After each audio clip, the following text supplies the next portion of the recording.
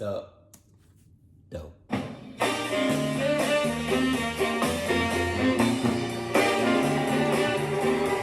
I'm so glad I went to Vegas before. This video is a throwback to a video I did over 6 years ago now with a Vegas theme. Damn. I've been wanting to do another Vegas theme video for a while. Wait a minute.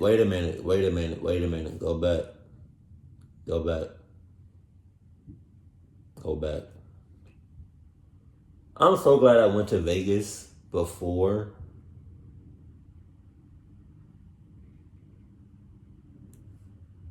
This video and this video are private. Why? Okay, question. I've seen a lot of Mr. Nightmare videos, and I do not know if I ever seen this video right here or this video right here. Or, oh, this is also private. Move. Oh, shit.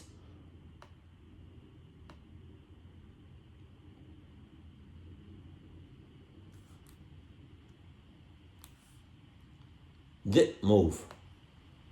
Or this video.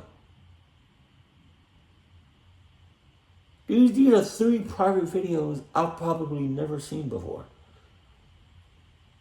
Can anybody confirm this as if I ever seen this before? It's kind of hard now to think about it, like to confirm that because my other channel got deleted. But if anybody can find these videos, this video, and this video, I would watch the hell out of those 3. Is this video too? Is this one private too? Jesus. Because I need to know if these videos are public now. And if so, I can definitely react to these because I do not remember reacting to these videos. But let's go. This video is a throwback to a video I did over 6 years ago now with a Vegas theme. I've been wanting to do another Vegas theme video for a while, and with one of the biggest music festivals in the US coming up in Vegas this week, this seemed like an appropriate time. But even more appropriately, this video is sponsored by Mobile Premier League. MPL is a play-and-win gaming app with over 80 million users worldwide. Look! Downloaded for free on iOS devices on the Apple Store. Look at Mr. Nightmare! Look at Mr. Nightmare getting that promo. I see you. And Android devices on the MPL website. You should be 18 years or older before downloading. MPL is filled with a bunch of fun and competitive skill-based games where you can win money while having fun. So now you can relax in the comfort of your own home, making money playing over 10 games that are quite honestly just fun to play, such as Fruit Shop, Bubble Shooter, Bowling, and my current favorite 21 Puzzle. I like this game because it's similar to Blackjack in that you have to stack one of 4 columns with cards that add up to 21. But if you go higher than 21, you lose one of 3 lives. It's actually a lot harder than it looks, but as you can see, I actually won that round. All of your winnings get added to your wallet, where you can withdraw your money via PayPal or bank account. And when you sign up, you'll get a free $5 bonus added to your wallet. And you can also win up to $20 by referring friends and family. This was just one of the many games on the app you can play. So if you want to play fun games and win money, check the link in the description and download MPL. Let's go. Let's get it. So exciting. It's such a good day when Mr. Nightmare uploads. When my friend Dom turned 21, he organized a group trip to Vegas among our closest friends. We stayed at the Gold Coast Hotel and Casino, which was a 5-minute walk from the Strip. There were 6 of us. Too many names to list, so I'll just name them as I go. But we had 3 rooms, and 2 to each room. I was rooming with Joey. Our flight landed around 5, so by the time we were unpacked and settled in the hotel, it was around 7. We stopped at In-N-Out for dinner since we're all from the East Coast, and the novelty of In-N-Out was pretty appealing. Right after that, we walked around until ending up at the Bellagio Hotel's casino. It was absolutely massive. We all kind of split off into little groups. Joey and I were just doing slot machines, while 3 of the others were at blackjack tables. I'm not sure where the 6th went. Though when I say Joey and I were doing the slot machines, I mean we were really just sitting there occasionally spinning the slot machine every few minutes. Really just collecting those free shots that the cocktail waitresses would walk around with to try and get the patrons drunker and looser with their money. Let's just say we were trying not to blow $1,000 on the first night. After a few shots, we went over to our friends by the blackjack tables to watch them. I'd say after an hour at the casino watching our friends gamble their money away, we all left with intentions of walking to this place called Lily Bar and Lounge. But halfway to the bar, I did a quick pat down of all my pockets, making sure I had my phone and wallet. Then I had that mini heart attack when I felt an empty pocket where my wallet should have been. I started to freak out, asking my friends if they remember when I had it last. I get that same feeling of when I don't know where my phone is, my keys, or my wallet. My heart drops a couple centimeters. None of them remembered. I asked them to wait for me while I ran back to the Bellagio to check. They didn't want to wait though. Joey just gave me his room card and told me to check our hotel if it wasn't at the Bellagio. Then the five of them continued walking to the bar while I ran back to the casino of the Bellagio. I felt very defeated as I was predicting having lost my wallet on the first night, and I would be absolutely screwed if I wanted to get into any bars or clubs. I retraced all my steps in the casino, including checking the seat of the slot machine we were at. Then I checked Lost and Found, but there was nothing. So next I had to try our hotel room. This was my last shot at finding it, and I felt sick to my stomach about it now. I felt this could ruin my entire trip. I ran through the lobby and up the stairs to the second floor where my room was. I got to the door and tried Joey's key card. The card reader flashed red a few times. I wondered if he had a faulty card. I rubbed the card with my shirt to remove any smudges or whatever that could be hindering the card reader. On the next try, it beeped and lit green, and I opened the door. I started searching the entire room, throwing clothes out of my suitcase and onto the bed, digging through my suitcase, then tearing through the bed sheets even though they weren't even slept in yet. I checked under the beds, pillows, on the table and TV stand, but it was not in there. I collapsed on the bed, literally wanting to cry. Then I thought to maybe call the front desk and ask if it was turned into Lost and Found. So I did just that. The desk worker picked up on the third or fourth ring, and I asked if they could check the Lost and Found for my wallet. She said hold on, then put me on hold for a minute. When she came back, she asked what my name was because apparently lots of people lose their wallets in Vegas. I told her my name, and she said something that confused me. She said something along the lines of, "Sir, didn't I speak to you just now at the front desk when you asked me what room number you were in?"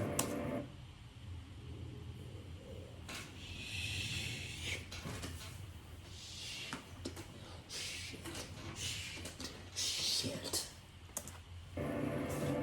I asked when she was referring to, and she said within the past 15 minutes. Oh my God. That wasn't possible because I had been gone for nearly 2 hours.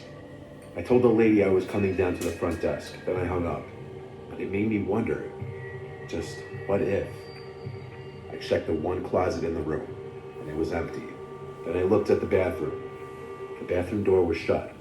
I grabbed the doorknob, sighed, and yanked it open, expecting to see someone.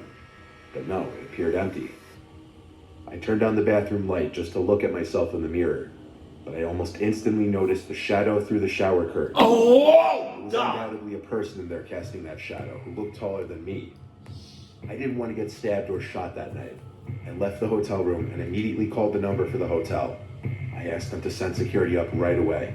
Not even 5 minutes later, 2 large men in security shirts came down the hall and I pointed at the door, yelling there was someone in our bathroom shower who stole my wallet. I opened the door for them, and right center of the hotel room was this 30-something-year-old man with a COVID mask over his mouth. He had his hands in the air. Security guards escorted him out of our room and patted him down for weapons. And not so shockingly, they found my wallet in his pocket. He didn't have any weapons on him though. Security called the police and arrested the man, and I got my wallet back. The man admitted to finding my wallet outside of the hotel, went to the front desk asking what room number I was in, and letting himself in. Even though no one was harmed, I feel like this could have turned out so much worse. For example, if I decided to open that shower curtain.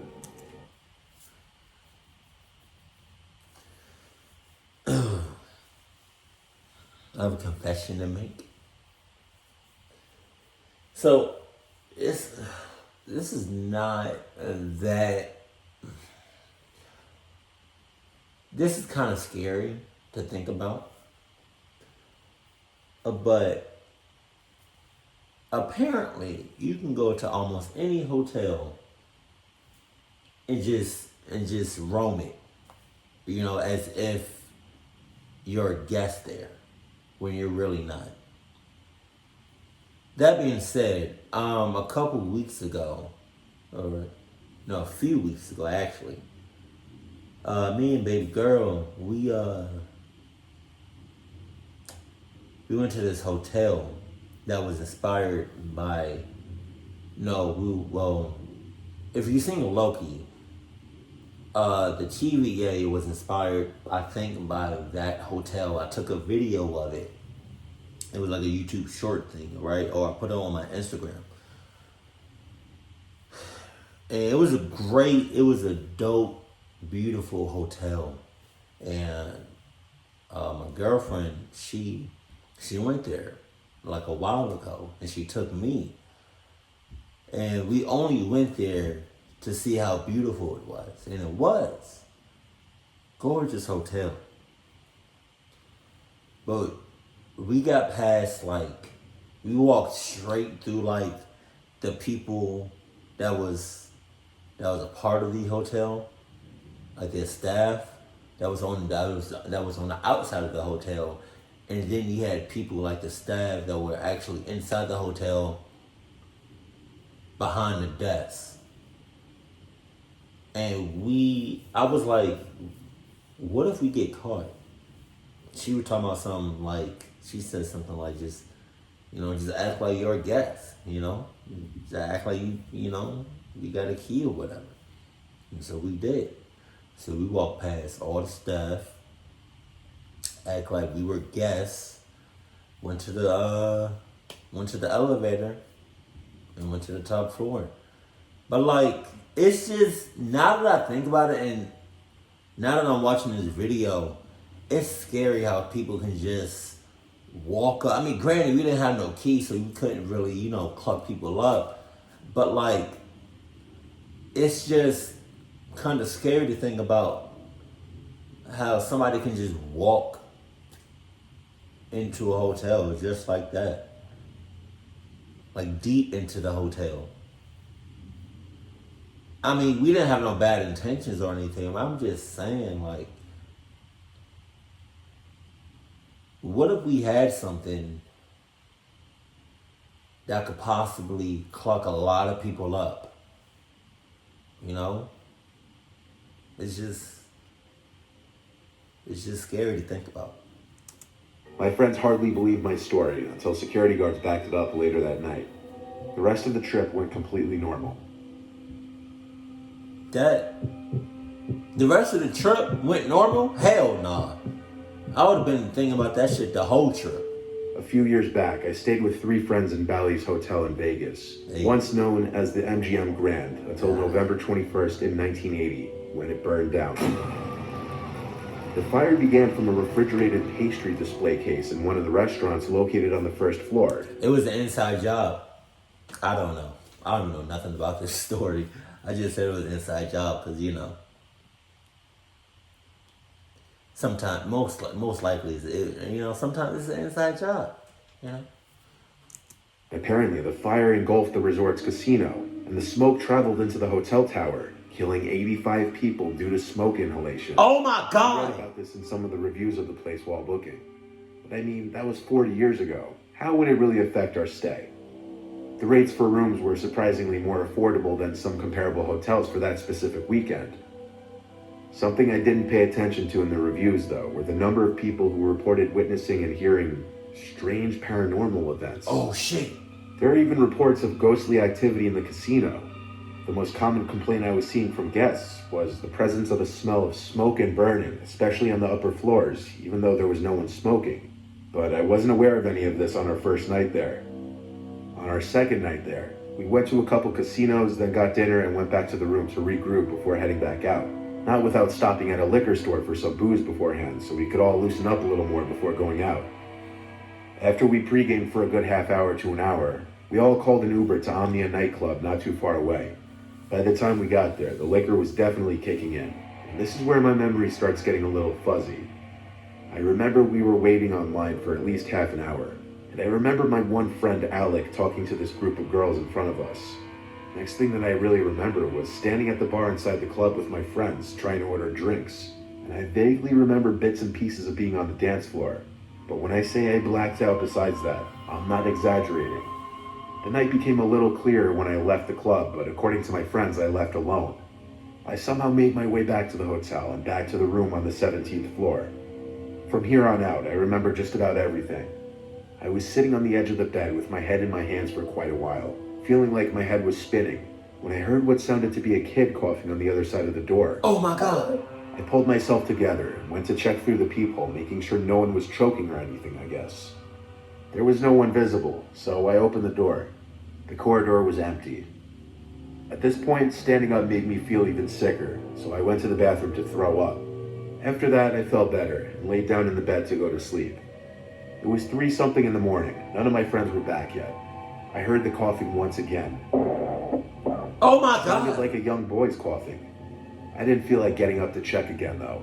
I resumed trying to fall into a deep sleep, when out of nowhere, this ear-piercing ringing went off, along with a flashing red light in the room.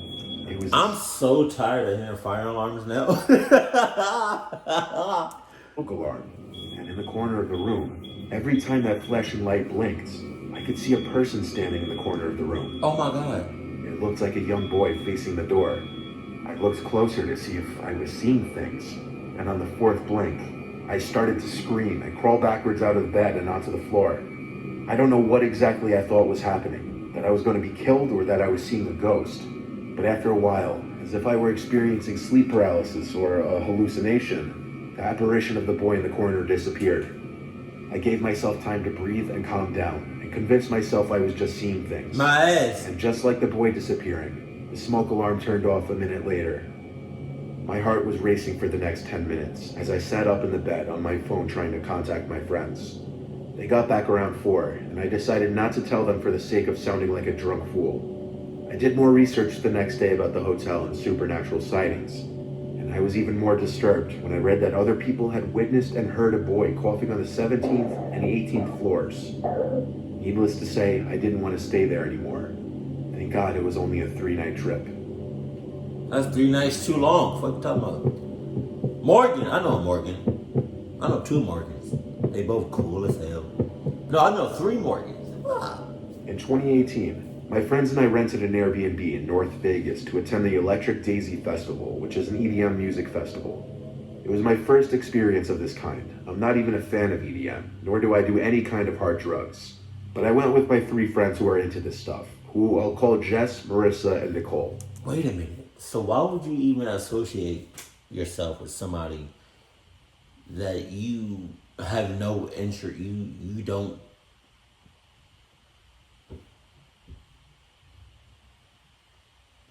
That's like me hanging out with somebody that only wears Nike. You know? Just saying. My friend Jess had a drug dealer connection in Vegas who she was planning on buying Molly from. God damn! The festival starts pretty late in the day and goes all night. So on the first day, we were just driving around Vegas trying to find things to do. At some point, Jess needed to meet up with her friend to buy the Molly. So while we were eating, she went to pick up from him. Afterwards, we went back to the Airbnb to start getting ready for the festival, changing into our outfits. If you know anything about music festivals, girls usually wear the most revealing outfits imaginable. It was new to me. I needed my friends to help me buy an outfit. As we called a lift to the racetrack where the festival was being held, Jess handed us all our own little baggies with the Molly. I was very nervous, as I've never really done any drugs except for weed, if that even counts. The ride there was surprisingly quick. Jess told us the Molly should kick in around 45 minutes after taking it. Oh my By then, we God! were online to get inside. The effects of it didn't really kick in for a while, and my friends all agreed they were already feeling it. So I had a feeling I didn't take enough. I went for the baggie I smuggled into the festival and took a little more. I think that was a bad idea. I think that was a bad idea. Holy shit. For the next hour, we danced as the sun went down and the sky got darker, and all the lights from the stages and carnival rides lit up the place. I was realizing the Molly was kicking in hard and I was starting to trip. It was such a surreal experience with all the lights, booming music, and the euphoric feeling of the drug. But eventually I realized I took way too much. You think? I started to lose track of where I was, and next thing I knew, I was lost in the crowd without my friends. At some point this guy started talking to me, and I must have asked him for help finding my friends, because he told me, "I know where your friends are, I'll take you to them." I followed him through the crowd holding his hand, till we got closer to the back of the crowd. I asked where we were going. He said he knows where Jess is. I thought the fact that he knew my friend's name meant he was telling the truth. Then he asked me to call Jess and he'd talk to her. So I dialed Jess's number and handed him the phone. 5 seconds later, he started talking to her. He was on the phone with her for a minute before hanging up. He said Jess left to the hotel with my other friends because one of them got sick. He said he would take me there. I stood there tripping like an idiot and said okay. He called us an Uber, and when we got inside, he asked for my number. I gave it to him because I was yet to see any red flags in my inebriated state, till I looked at the Uber driver's screen and saw that it said the destination was 15 miles away. And then it hit me. Why did the guys say my friends went to the hotel when we weren't staying at a hotel? We were staying at an Airbnb. I asked the driver where we were going, and I don't remember what he said, but whatever he said made me realize he was not taking us to the Airbnb. I asked the driver to turn me around, but the guy next to me started claiming he was my boyfriend and I was just incredibly drunk and needed to get home. I started to scream that he's not my boyfriend, that I just met him, and eventually the driver believed me and stopped the car, kicking the guy out. I started to cry and asked the driver to bring me back to the festival so I could find my friends, but he informed me the festival doesn't allow re-entry, so he brought me back to the Airbnb. He waited until he saw that I let myself in using the code, and then I started frantically texting and calling all my friends till one of them picked up. They couldn't hear me on the phone at the festival, so I typed in our group chat what happened. Jess came back to the Airbnb to be with me, while Marissa and Nicole stayed till much later at the festival. I somehow slept like a baby then. That's messed. That's clocked. That's your friend. Forget that shit. That's your friend. Damn, she needs you. And where was you at? Sorry. But I woke up the next morning to 3 missed calls and a handful of texts from that guy who tried to most likely kidnap me. The text went as follows. "Hey, did you make it back? Where are you? I'll come to you and help you to your Airbnb." Oh no. Honestly, fuck you for making a scene like that in front of the Uber driver, making me look like some kind of rapist. It goes without saying, this guy never knew who any of my friends were, and he never got on the phone with Jess. I most likely told him my friend's name when I asked him for help in finding them. This was my first time doing a hard drug, and it blurred my judgment so much that I almost allowed myself to possibly get kidnapped. I hope that was the last time you do that shit. You know, just stick to weed. You know? I mean, I don't smoke. I'm just saying, I don't do nothing. You know what I mean? I only get high off of Adidas. You know? But your preference, I think you should have just stuck with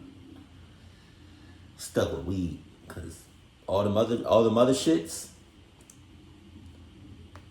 no. Especially the shit that you just took. And I don't know about your friends, man. I really don't know about your friends because they seem kind of wishy-washy. They seem kind of, I don't know. They gonna get you messed up like they almost did. Damn. Haha. Jesus. Sorry. Oh, man. That was hella close.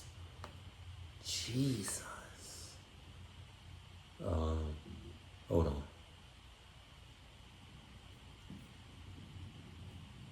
You know, I've been to Vegas. Y'all know I went to Vegas.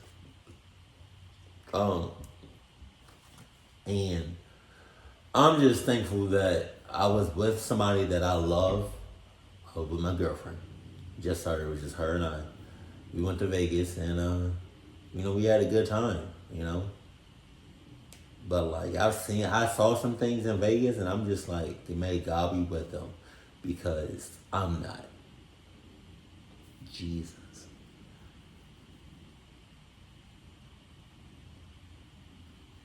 And kudos, props to the Uber driver too, cause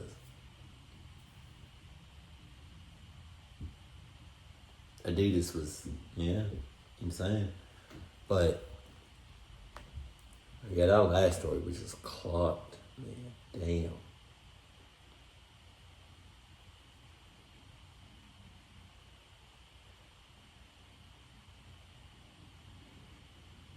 And that paranormal activity shit for the second one, for the, how you say it? The Bally's? I don't know. Thank you for giving me the information about that hotel, because I would not be staying in that hotel the next time I go to Vegas. I forgot your hotel that we stayed at, but I would definitely not go there. Thank you very much. Keep it cool, keep it classy, and I love you. Stay happy, my family.